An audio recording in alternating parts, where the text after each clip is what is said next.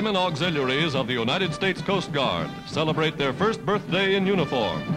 Mrs. Roosevelt, flanked by heads of all the women's service organizations, takes the salute as the Washington unit parades past the White House.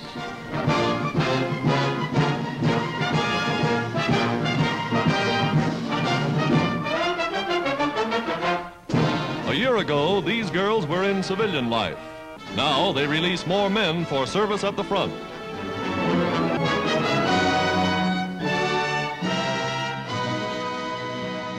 I don't know what ever possessed me if it wasn't that poster. And it said, the Woman of the Year is a SPAR. And I guess that's what really drew me.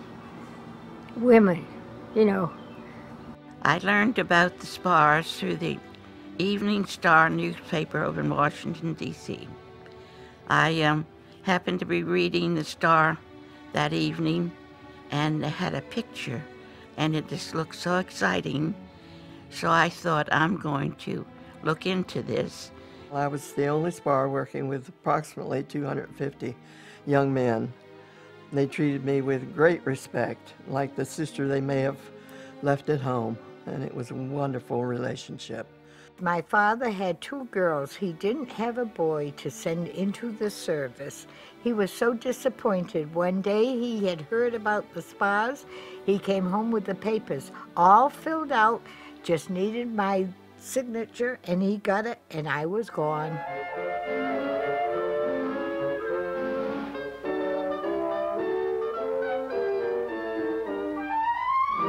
Women have served in the Coast Guard and its predecessor agencies almost from the very inception.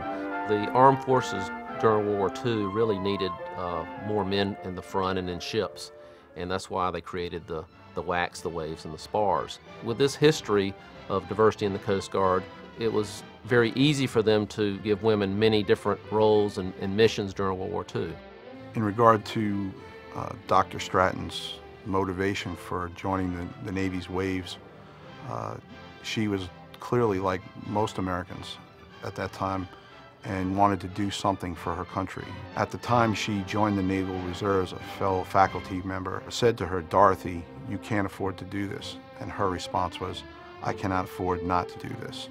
She received a telegram to report to Washington, D.C. to meet with the Commandant of the Coast Guard, Admiral Russell Weishe, and she was offered the position to be the head of the SPARS. She oversaw the creation of a force from scratch that resulted in the commissioning of 1,000 women and 10,000 enlisted personnel. SPARS, women members of the Coast Guard, complete concentrated courses to qualify as radio operators. They march in review at graduation exercises at Atlantic City, New Jersey. Diplomas from SPAR Commander Dorothy Stratton. I was never given the opportunity to come face to face with Dorothy, but as far as we know, we thought she was the greatest. She was the one who named us. Semper Paratus, always ready. We were so proud of that name, and to think that this woman actually put it together. In a letter that she wrote to Admiral Weishe, she said that Semper Paratus, always ready, is the motto of the Coast Guard. And of course that acronym SPAR spells out the word SPAR, which is an important part of a ship. She sold the use of that name based on the fact that it's the women who are going to be supporting the Coast Guard during World War II. There are many jobs the Coast Guard needs you for. Each one helps to win this war. And then too, the skills learned today will mean better jobs tomorrow. You won't get to be an admiral, but you may be the admiral's secretary. We've seen a number of times over now that it is very possible for women to rise to the highest levels within the Coast Guard. I think that we women all take great pride in knowing that it was those pioneers like Captain Stratton, like the many other SPARS, who stepped forward. We serve better today because we're reminded of their sacrifices. And I'm always pleased to be able to tell my counterparts in the other services that the Coast Guard has no restrictions for anybody. Coming up! I know some people didn't think women could do the job, but I think we've proven that we can do the job. As far as Dorothy Stratton, our leader, I think it's proven through time what a good job she did, and it's very evident with the christening of the ship in her honor, and I think it's wonderful. I've worked with the company 31 years, and during those 31 years, I worked on a lot of ships. But knowing that she was the first female officer, and the fact that she retired as a captain, that it means a lot to me. Dorothy Stratton opened many doors for women throughout the job force, not just in the military.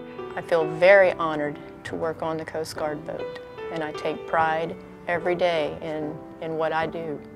Dorothy Stratton had to be a very intelligent lady to accomplish what she did in a man's world in those years, and I'm very honored to work aboard the ship named after her.